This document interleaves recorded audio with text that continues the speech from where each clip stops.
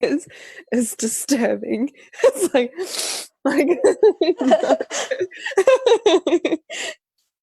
do you watch the have you listened to the podcast at all, Nesta?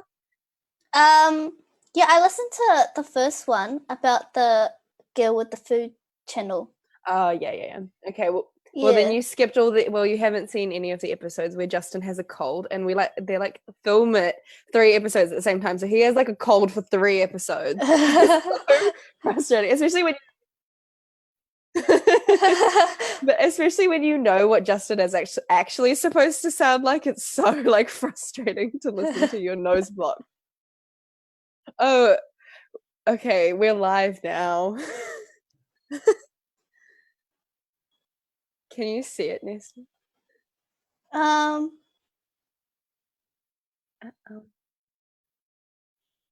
Seconds of me.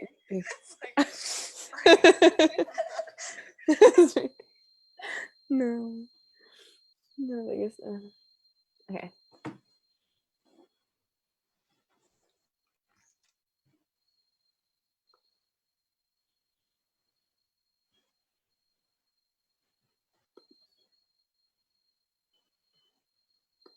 Someone says, "Can you see the comments?" You've got a little fan. My friend just sent me a picture of her watching it. So, hi, Vishaka.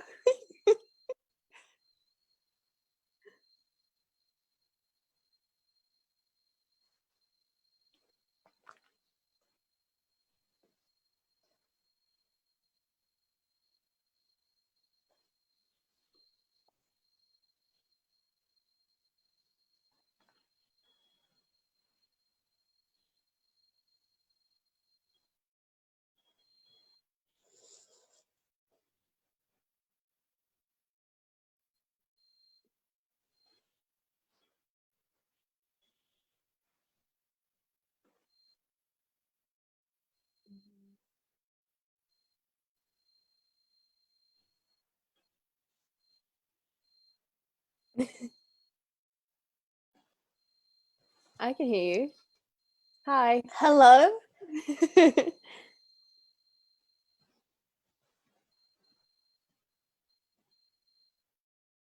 Yeah.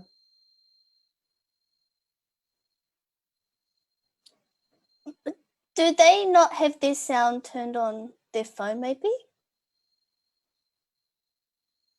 I have not.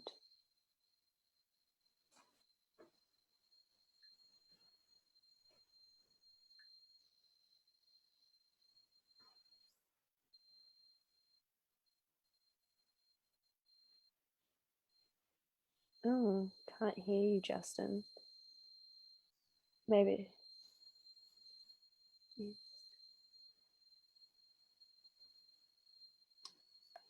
Oh, my friend said that they can hear me and Emma, but not Justin. I don't have any advice to give, so that's not that helpful.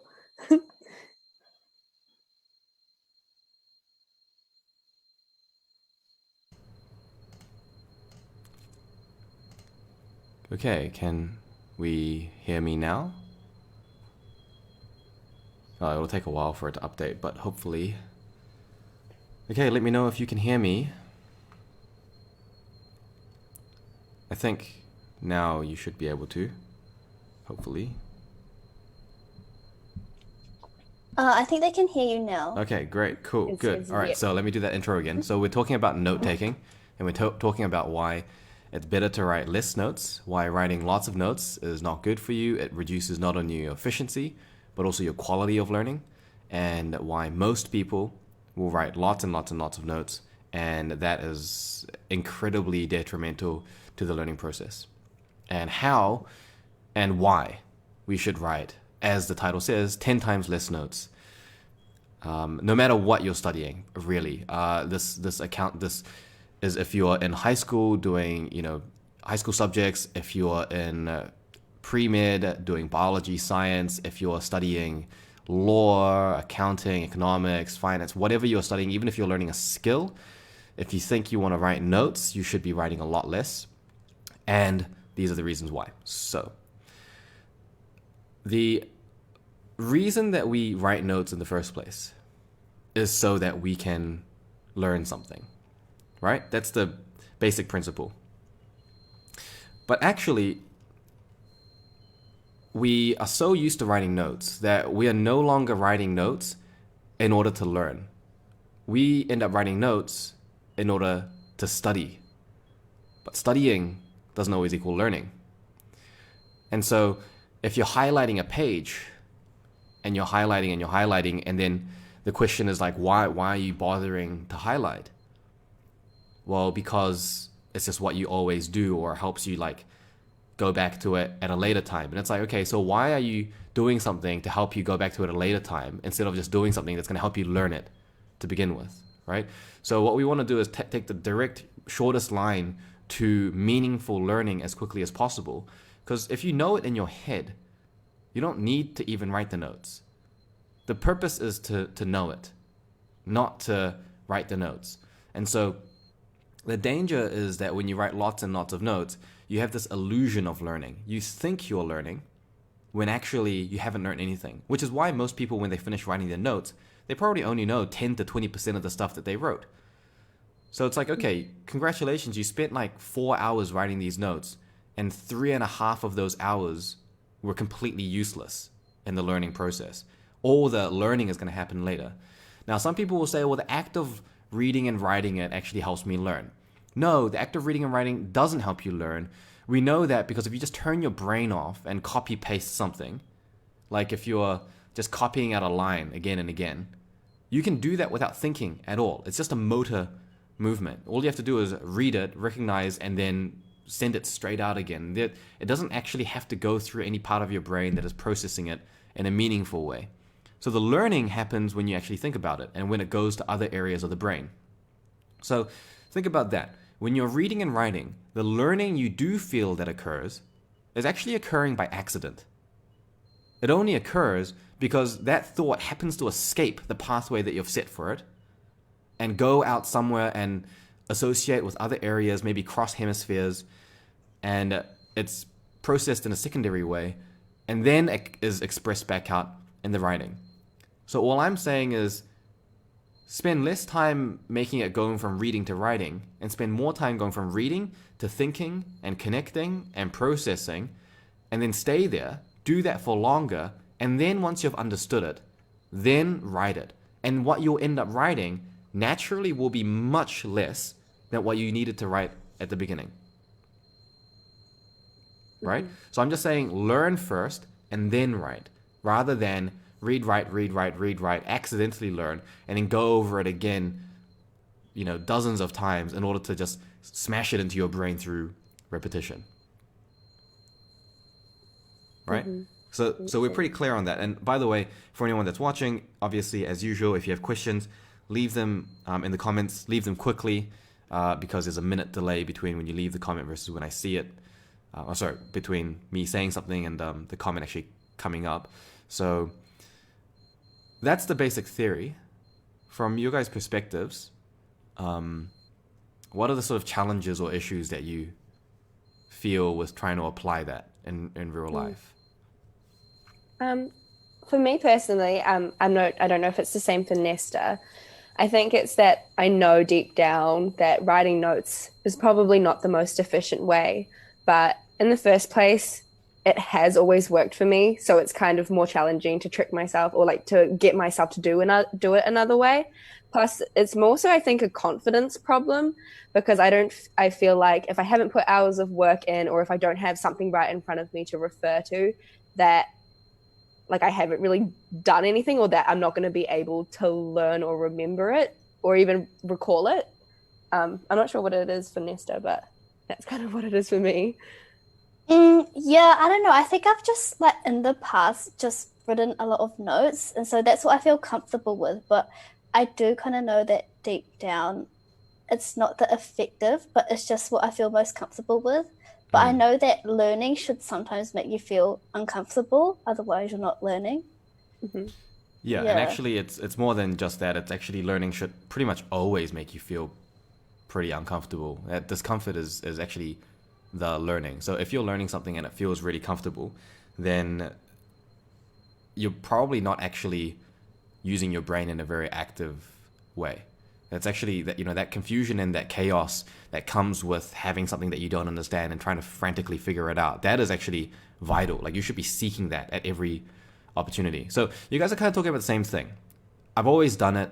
It worked before, and therefore it's comfortable and I don't want to change. Even though deep down I kind of know. So let's break that down into it's worked before, it's comfortable, and the deep down part. So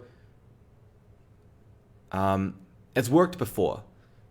So in what situation has it worked before? So let me ask you, like, are you able to study a lecture, like a 1 hour lecture in 1 hour and get A+ from it? No, I don't think so. Well, so it's not working very well for you, is it then? Well, compared to what I've always been doing, it's the same. So it's like, yeah, I spend 3 hours, but this is what I expect from myself, and then I can do well with it, which I know is inefficient, but I still continue to do it anyway. Yeah, so when are you actually getting the learning done? So after you finish writing everything, how much of that do you actually know? Probably Not a lot.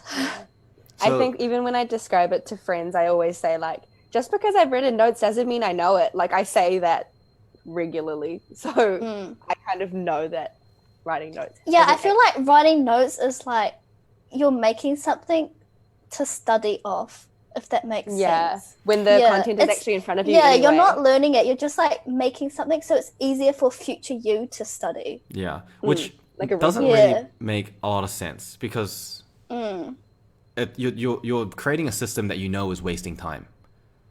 So in the time it takes you to write your notes and not have learnt it, I will have already learnt it and then double the amount.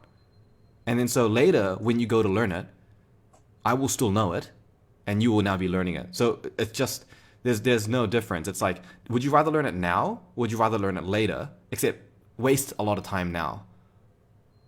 It's like saying, like, okay, you've got $100 to spend.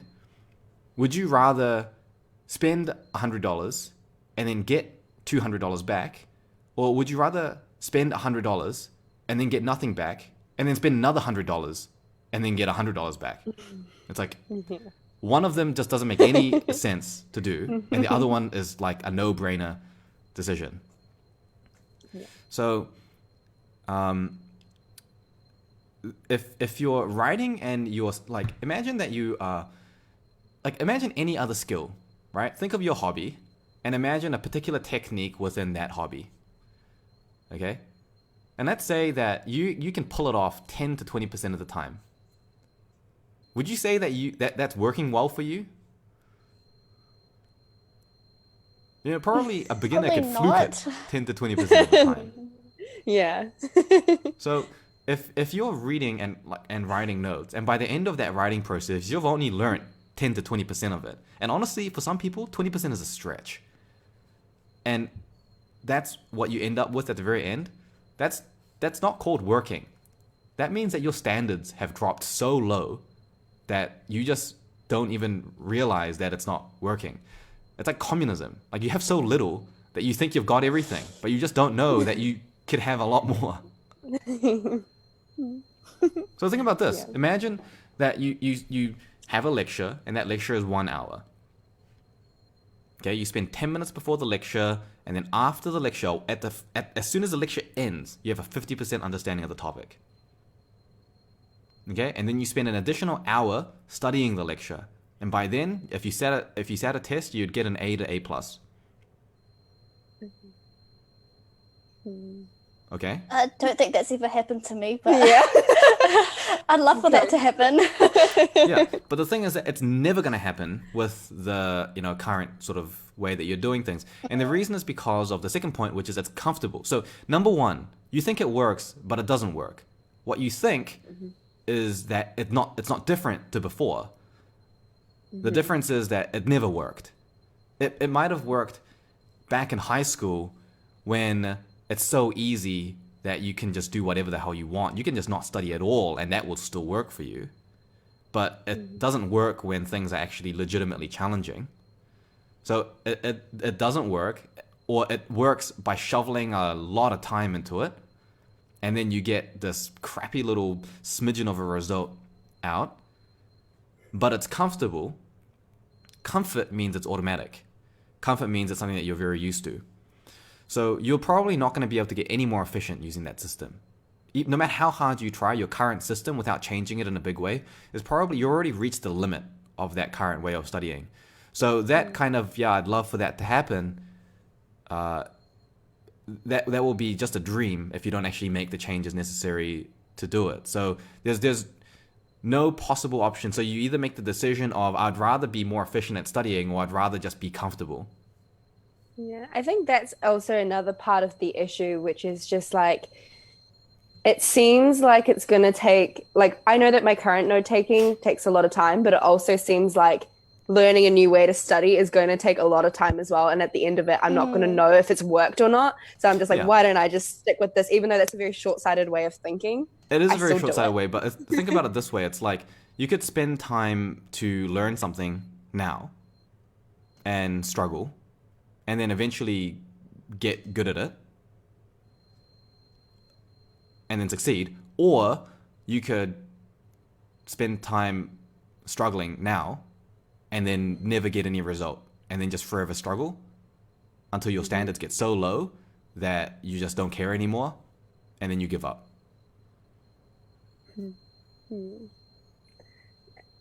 What do you want to do, Emma? Like, I mean, you got to make that decision. It's a tough one, I know. Like, I know what the right decision is, but that's where the discomfort and like the fear comes in, and like the lack of confidence that I'm able to make that change, which is what my, like, the biggest issue is. Because I think most students know deep down, like, note taking isn't useful. Like, you don't feel like you've learned anything after it. You feel like you've got a resource to study from, but you haven't actually learned anything. But it's just like that process of shifting is a bit, it feels unsafe, like using, you know. I'm just upgrading my Stripe account because I just realized that it's on a limit.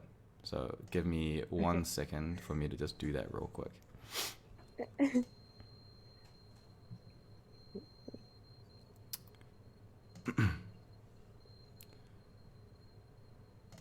Oh, quite a few people commented. I can't see the comment. And I will look at the comments in a second as well, and I will address what you've just said about that confidence and everything as well.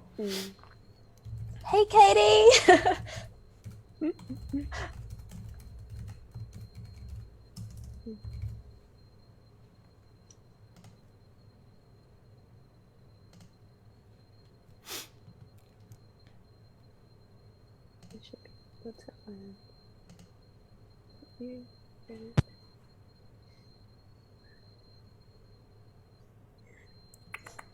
Sorry about the delay.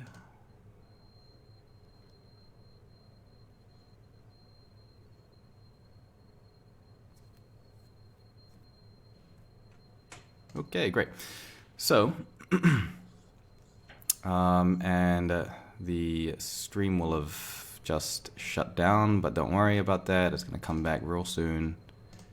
Okay. I mean, it still seems like it's live to me. It's just the there Windows Oh, kind of it's gone a because I had delay. to upgrade my account. So just fixing that. Yeah, I was like, I'm pouring my heart out to you, Justin. I was like, look at this, look at the camera. I'm like, what are you doing? Okay. Sorry about that. Okay, we're back.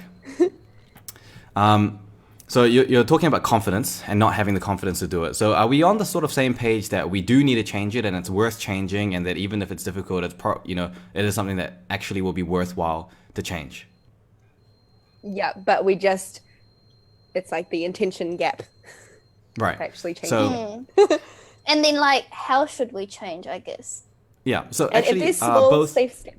both become the sort of same thing. So you can push the boundary in a safe, comfortable way. There's two ways that you go about it. You either make big changes with high risk, or you make small changes with low risk, depending on your personality type. So if you're happy to just screw it and just, flip everything and then take a big risk changing it in a big way, and this is what I do with coaching because we can just supervise. But especially if you're doing it solo, the risk is probably so high doing it that way. You're probably going to do it so wrong that you will just end up reverting back to what you were doing before, which is why often people will say like, oh, I tried this technique and it didn't work for me. And it's like, no, you did the technique wrong, which is why it didn't work for you. If you did it right, it would work. So there's a few different steps that I would outline. The first is just take your notes and just try to reduce the number of words. That's just the first step. Simply try to reduce the number of words. Just get into the habit of not needing to write out full words or full sentences, and just break that idea of kind of like perfect sentences and perfect paragraphs, and get more in tune with the idea of perfect learning. So be less focused on how much am I writing, how many hours am I spending. Be more in tune with the idea of how much learning is occurring right now. And that needs to become very uncomfortable. When you're studying and you're realizing that your efficiency of learning is really low, that you've been writing for the last hour and you've learned almost nothing, that needs to become very dissatisfying and uncomfortable and cause you anxiety. Because that's going to push you to continually change to be more efficient. So if you're obsessed with, oh my God, look how beautiful this is, #studygram, and then that's what your idea of like good learning is, and then you sit the test and you're getting like class average by doing 10 times the amount that everyone else has been studying, then that needs to be the objective reality. It's like, I am right now funneling time into the abyss, and I'm not going to get any of it back. I'm never going to get this time back, right? Or think about all those hobbies that you would want to do or that you had to give up, or like people that you could spend time with or socialize, and all the things that you're sacrificing because you suck at studying. And that needs to make you uncomfortable. So work on that first, building discomfort by calibrating to things that actually matter, not with arbitrary hours or number of notes, but with real learning. And then start reducing the amount of notes. The second step is delay the note-taking process. If normally you'd read a few sentences and write notes, read a paragraph and write notes. Read 2 paragraphs and write notes. And just continue to push that out until you don't feel the need to write notes as much, and you're more comfortable thinking about things in your head, and you're more comfortable with just kind of sort of conflict resolution, conceptually thinking about things, figuring out how things make sense and how they fit into place, how that works inside your head first, and then express your new understanding on your notes. Right? So that's the second step. So the first step is simply calibrating discomfort, and then just getting used to reducing words, using shorthand and symbols and things like that. And then the next step is just delaying the onset of note-taking to a little bit after you've thought about it, and just continually think about it a little bit more and a bit more and a bit more and a bit more. And you want to calibrate that to your sense of discomfort. So normally you might read and you might be uncomfortable with not writing notes at a certain point. Just tell yourself, okay, I'm just going to read a little bit more, and then I'll write my notes. And then stay at that level, and then push it a little bit more. I'm going to read a little bit more, and just continually push that. It will be slow but sustainable progress. And eventually you should be able to read pretty much an entire lecture without needing to write notes. And then you'll think about it, you'll learn most of the content in your head, and then you'll write. And now this is incredibly important, because later on, especially in professional practice and life, very little of your learning is going to be happening in a formal written and like read and write method. And so if you're not capable of holding and conceptually working through information in your head comfortably and at speed, you are going to extract a lot less learning from experiences. So this becomes an incredibly foundational skill for all learning later in life, with immediate tangible benefits. Because that means that not only because you've thought about it already, not only is what you're writing down simpler, it also now reflects your understanding a little bit better. It might be slightly out of order how you did it. So it's kind of like when you write your notes and then people will go over it again and then paraphrase it and summarize. It's like, just skip that middle bit. Just go straight to the paraphrasing and summarizing. And then eventually we push it back more and more and more. So that's the next step. And then the step after that is get rid of lined paper. So try to now express information in not just one dimension, but in 2 dimensions. So while you're thinking, you want to think, okay, this concept is here, and that relates to, it's no longer a line like that. It's like this concept relates to this, and then these 2 relate to this. And that causes this and then this to occur. And then once you've got that understanding, then you can put that on paper. And then that is where a mind map comes from. Yep. And then continually just try to use less and less words. Start using more and more doodling. And then over the period of maybe, 6 months, you will become able to not write pretty much any notes. And your level of learning, I 100%, I can guarantee you, I can promise you, it will be better. I can promise it will be better. I've never, ever had a student, ever, that went through this process and reduced the number of words and actually moved away from super comprehensive note taking, who said that they did not find a significant improvement. Right? So I guarantee it's going to work. And there's a lot of research on this and similar topics as well.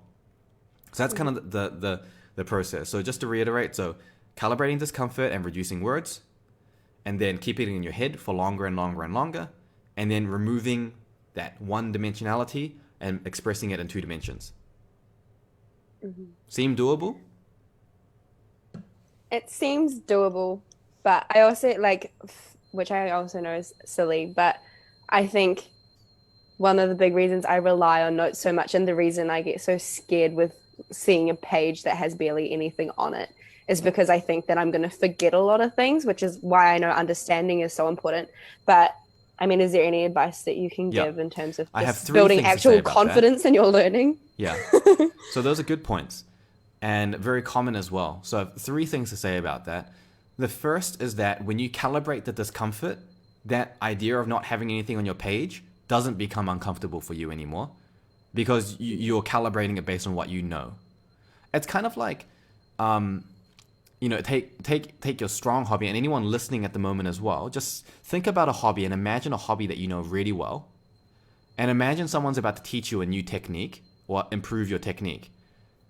Very few people are going to think about getting their notebook out to write notes about what they're about to learn. They're just going to enter a very organic learning mentality. And just because you have no notes doesn't mean that you're uncomfortable. You calibrate your learning based on how well you know it. If you don't know it, you're like, I have to practice that a bit more. I have to apply it a different way. You ask them questions. It's a very inquisitive process, right? And at the end of that, you probably have learned it and you know it for years, if not your entire life, after learning it once. Right? So that sense of not having notes, that's purely just a residual, it's like, it's like the studying equivalent of male patriarchy. It's like when society tells women that they can't be like doctors or anything else, and then you're taught to chase after being like a perfect housewife. It's like the studying equivalent of that. It's like you have a sense of dissonance because like you've always been told that this is what you're meant to do and what you're meant to want. And then the fact that you're trying to do something else is like, oh, it feels uncomfortable. You have for such a long time trained your brain to think that this is good studying, when actually it's not. It's what is getting in the way of you. This is oppressing your studying independence. Yeah. So that's one aspect. The second part is that you will not actually forget things as much if you do it this way, by a long amount, because the forgetting curves, which talks about how information is forgotten over time, and that's why you have things like spaced repetition, and you have the idea of revising regularly so that you don't forget things in the first place. That really applies to things that are memorized and just random facts. And it doesn't follow for things that you just logically have understood. So when you logically understand it, you learn it once, you very rarely need to actually revise it for it to stay there. It's kind of like forgetting how gravity works. You really never have to revise that, and you will remember it for a very long time. And the other thing is that when you learn it that way, you start developing mental models for similar related knowledge. And so anything you learn in the future becomes even easier for you to learn. And that's a massive advantage, especially for science topics and math and things.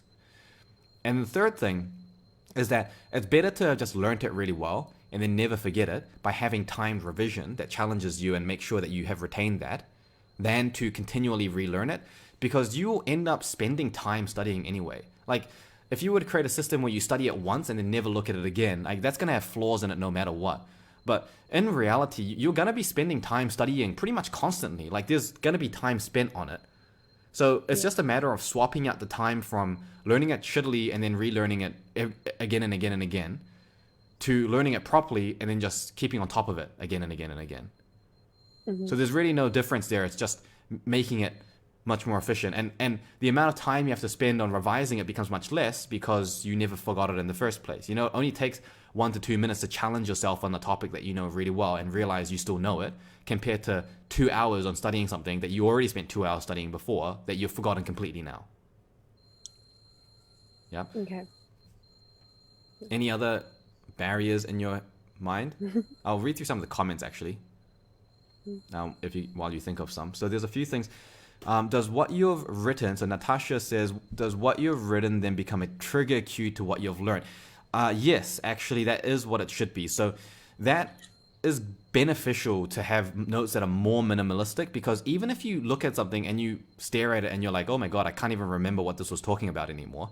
That's actually good, because that's an opportunity for recall or restudying and focusing in your revision. So by highlighting the areas that are weaker, having minimal notes, it actually makes your revision more efficient as well. So if I had to choose between having notes that are so minimal that I'm pretty sure I'm going to forget something on there versus notes that are slightly more comprehensive, in which I'm definitely sure I won't, I will 10 out of 10 every time pick the previous one, because I know that in future revision sessions I'm going to be going over it again anyway, and it's a good opportunity for me to know what I'm forgetting. Should mind maps replace notes? I say pretty much yeah. I mean, there's not really many things that I give like a very umbrella general yes to, but pretty much yes. So a lot of people will say I've tried mind maps and it doesn't work, but again, it's one of those situations where it's like, no, you haven't tried mind maps the right way. So essentially, Ashrini says, so essentially understand concepts before you put them down as notes. Yes. So keep it in your head first. This is something that I talk about called collision theory, which is taken from the chemistry concept where molecules will be bouncing around, and then when they bounce with sufficient force, they collide and form a reaction.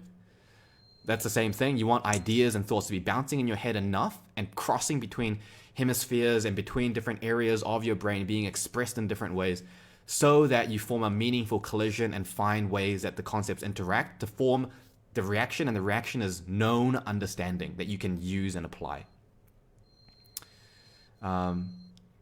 Misaki says, I changed my degree of note-taking in my current degree because now I don't have time, but I still feel lost as to what I should be doing to learn. So basically what I've just been saying. Would useless flashcards be just as bad as useless notes?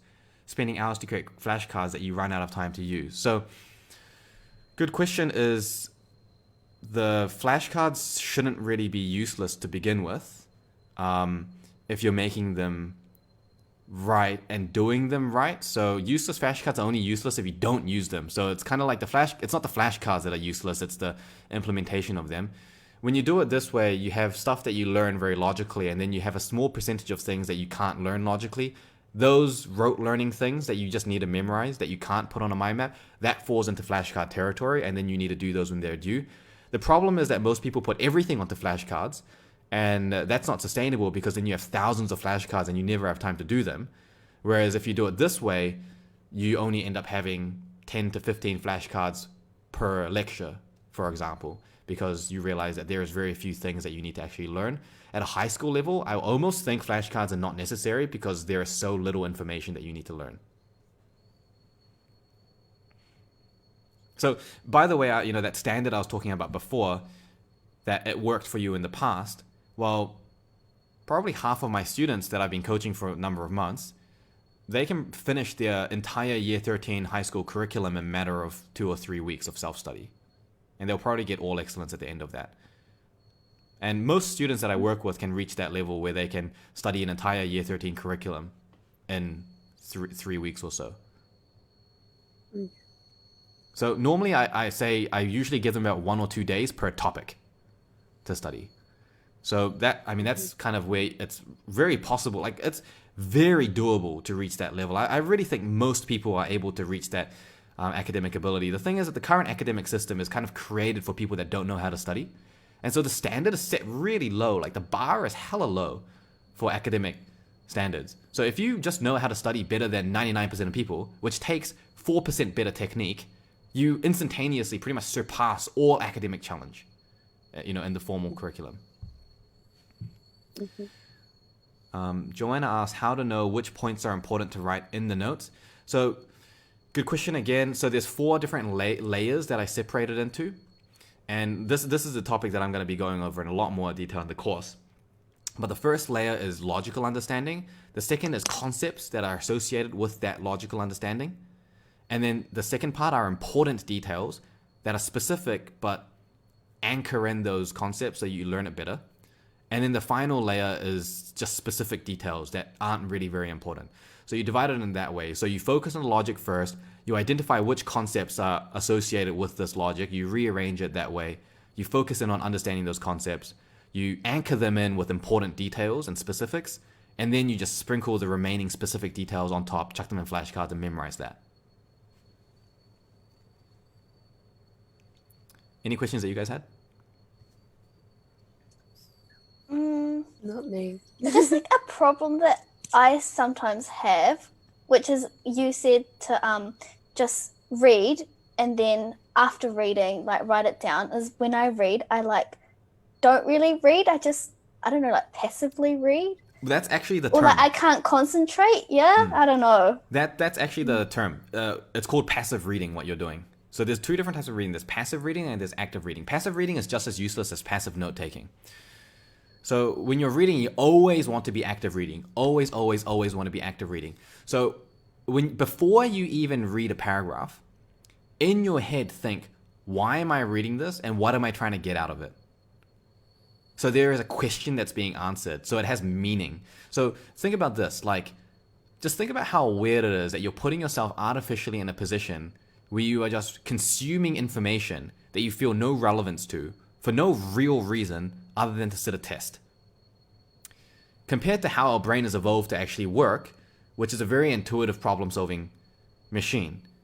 It has a problem, it collects information and consumes information in order to solve a problem and to fill a gap in knowledge. So before you read, you need to identify the gap. What's the gap you're trying to fill?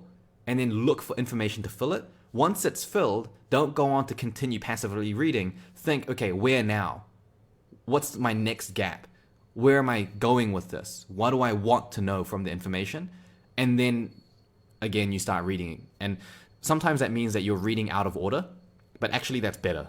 So active reading is a very engaging process. It's like if you just discovered that your parents are like not your parents, and then you've just uncovered like a news clipping from like 40 years ago, and you're trying to like figure out who your real parents are. You're gonna be hunting through every single detail, and every date and every name is gonna have a different meaning because you're just so driven and inquisitive to filling that problem. That very detective-y kind of mentality is what you should be thinking while you study. So my students that struggle to do that, I actually say, as soon as you feel like you're entering into passive reading, stop, get up, walk around until you have a gap or a problem. And then only when you have the gap do you sit back down and start reading.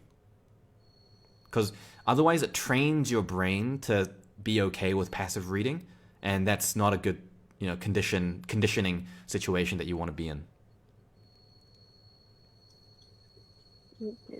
Yeah, that's very different to how I normally read. Yeah, so all of it should be a bit more active. Nicole just asked, how do you know what details you missed out when you write minimal notes?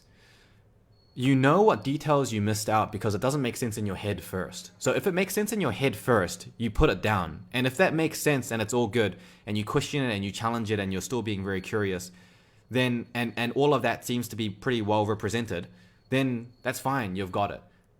The remaining stuff that's in your course guide or lecture material or whatever you're studying that isn't on there, you then find a way to make sense of it by connecting it, by sweeping through and seeing what you missed. Or if it still doesn't make sense, you chuck those into flashcards. So you should never really miss anything, realistically. Because you'll always comb through it again. And remember, studying happens in multiple iterations. So if you missed it on the first time, you're going to pick it up the next week when you do your weekly revision. With mind maps, so Celine says, with mind maps, would you say the same 4 layers apply to what info you should include on it?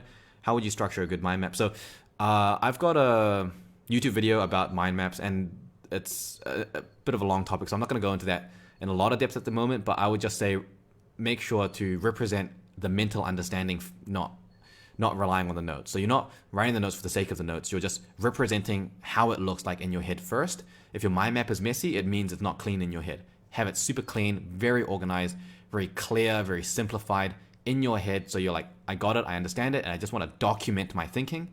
That's the mind map. Does it still apply for more mathematical subjects? Yes, it does. Maths is a really different... It's actually the same process, but you have to just apply it on a deeper level. So you start applying these why did these things happen, like conceptual level of thinking to the equations and the theorems behind maths. And then the details become examples and cases that you apply afterwards. Any other questions? Send them through. We'll probably be on this for another live stream for another 15 minutes at most. So if you guys have any other questions as well, think about trying to apply this and what's getting in the way. So what was that? What about sort of like tips to overcome perfectionism? Because even if I make like a mind map or something, I always have a tendency to try and make it look perfect or like pretty. Yeah. So, but I know that it wastes time because I'm always like, oh, I don't like this. I'll just like start it again or something. Yeah. So I'm a perfectionist. And I hold myself to a very high standard. My standards are so high that I pretty much assume that I will really never ever reach them.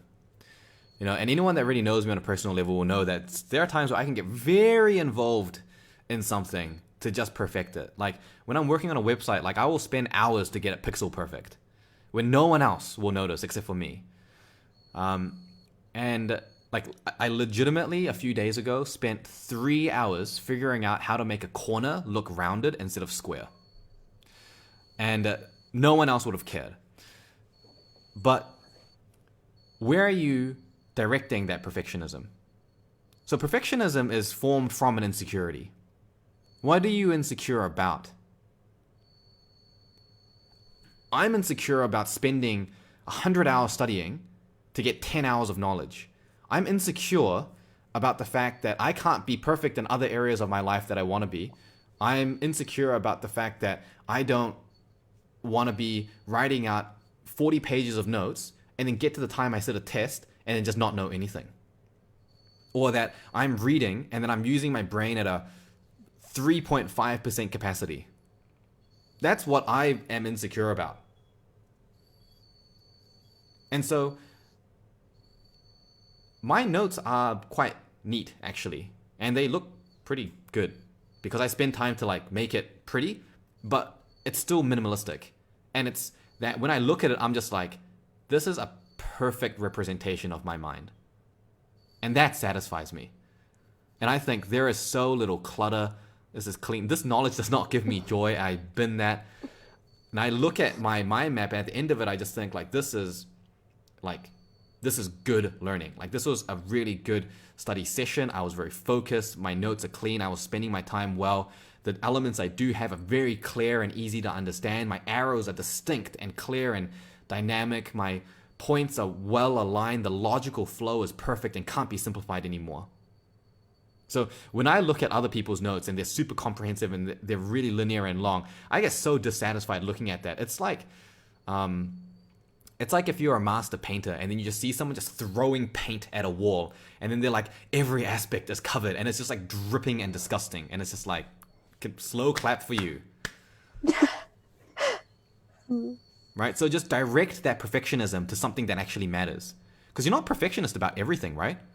When you brush your teeth, do you get like a concave mirror to like magnify on every single crevice to make sure that you've removed like every molecule of plaque? It was like, you know, you're not a perfectionist about everything. You're just a perfectionist about the things that you care about.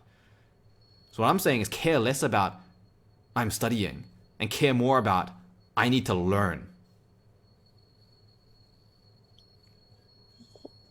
Advice on sleep. Sleep is another big topic, and it's probably a bit too much to go over in this current video. It's a good question, but The biggest piece of advice I would say is have good sleep hygiene, look that up, have a good sleep routine, and make sure that you never compromise on sleep. Because especially if you're studying, you want to have good sleep because of a phenomenon called sleep-dependent memory consolidation, which is the time when learned information is consolidated from parts of your brain that store information more short-term and then put it into the higher level cortices where you can then apply and use it and understand it at a higher level. So without sleep, that process is incredibly slow. And sometimes just straight up doesn't happen. Joanna just says, should we read through all points only, then we write our notes, or write it one by one? It depends on how much discomfort you can handle. I try to just do as much as possible before I write down anything. But that comment like disappeared on my screen. I don't know what happened, but anyway. But if you can tolerate taking a little bit more discomfort, read a bit more, go through a bit more points before you put it down.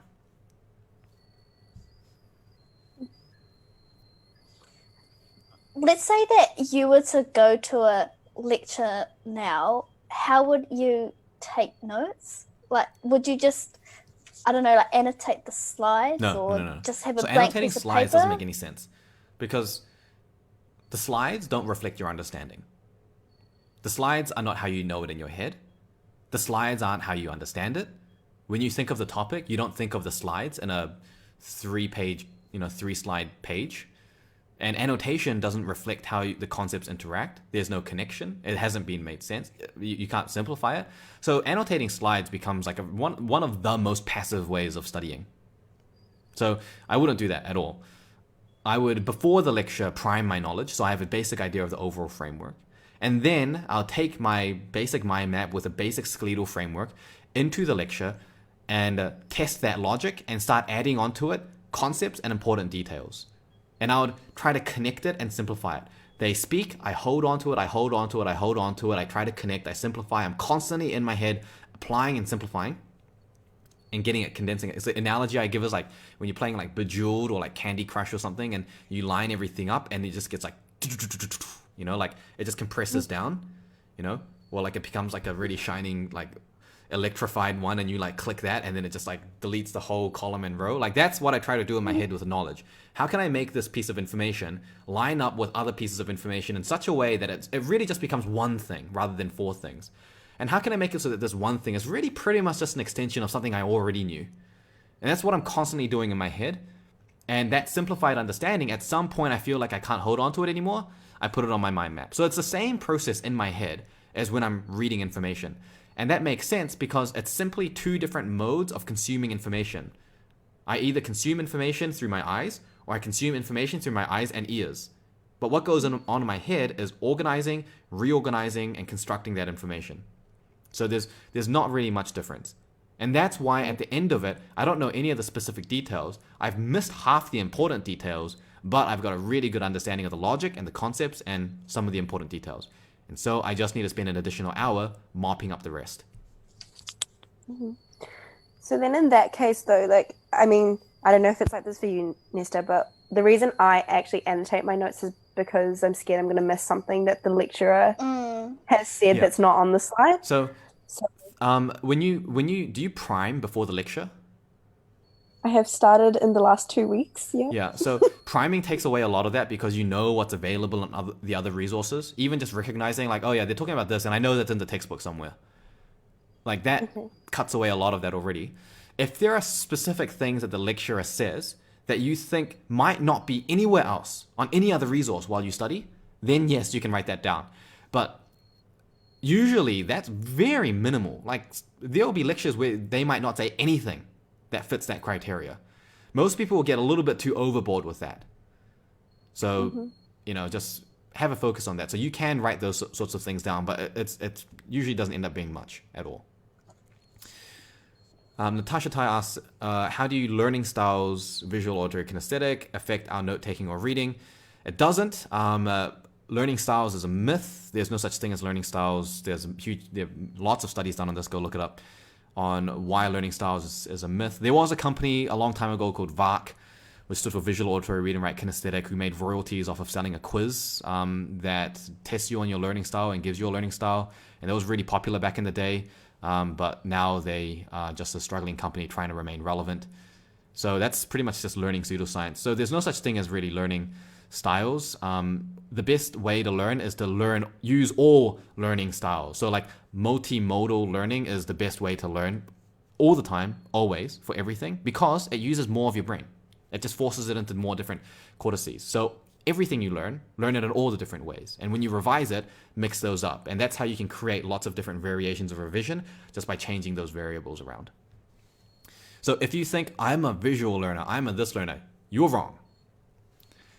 When you talk about reviewing your notes in the following week, how would you schedule what to review each week? And when you review, is it like reading the mind map without looking? Yeah, so whenever you review, just use recall or reconstruction techniques. So there's a lot of people know about recognition versus recall. Recognition is saying, what is this? It's a cup. Recall would be like saying, draw that cup. How well can you draw it?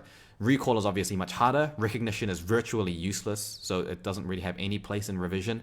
So try to do only recall-based learning, or if possible, take it to the next level, which is reconstruction. Reconstruction is saying that you have multiple components to the learning, and then you not only can recall each component, but you're able to reconstruct it in such a way that you even are changing the order of things around in a way that makes sense.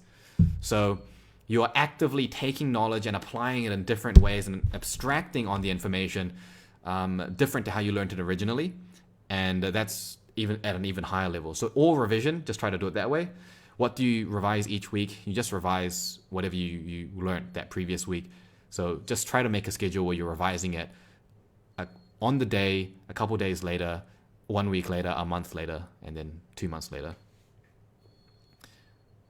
How does it apply when learning languages? Learning languages is a little bit different. Language learning is a skill, and skill learning means take the shortest possible path towards applying the skill as possible and just do a constant learning loop.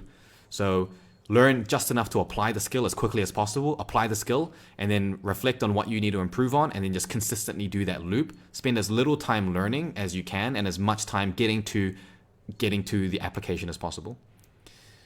How to arrange our time for revision when we have too much homework and outside tuition? Well, number one, get rid of outside tuition because it's a waste of money, time, resources. It takes away your ability to think by yourself.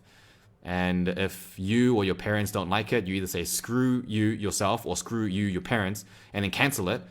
Don't show up to tuition or begrudgingly go and try not to listen to them. Or if you need to do it anyway, just milk them for information, but don't rely on it. If you're spending time getting tuition to be spoon-fed something, you're literally paying someone to teach you something that you could learn yourself because you can't learn it yourself. I would be more concerned about the fact that you can't learn it yourself. How do you arrange time for revision if you've got too much other stuff? Use micro-learning techniques, and I've got a video called Burst Studying. Use that because burst studying is designed so that you can study in short intervals and get a lot of work done in a short period of time. Final questions. How do you transition from one-dimensional learning to writing less and utilizing two-dimensional learning? So that's talking about doing mind maps. You transition from one-dimensional learning, and that's a top fan, so I'm going to give you a top answer. One-dimensional learning to two-dimensional learning, you have to... Most of that process happens in your mind, is that when you're actually learning, you have to really actively be trying to spatially arrange concepts in your head and make room and see how it flows together. And so when you start doing this type of note-taking, you will naturally, because you know it needs to be outputted that way anyway, you'll start thinking in that sort of style, and that will really help clear things up. Because often when we learn, we kind of have a vague understanding of it, but it's hard to be specific and explicit enough about where it sits in our knowledge to be very clear about like where we want to put it. This will force us to put it somewhere and really refine those connections.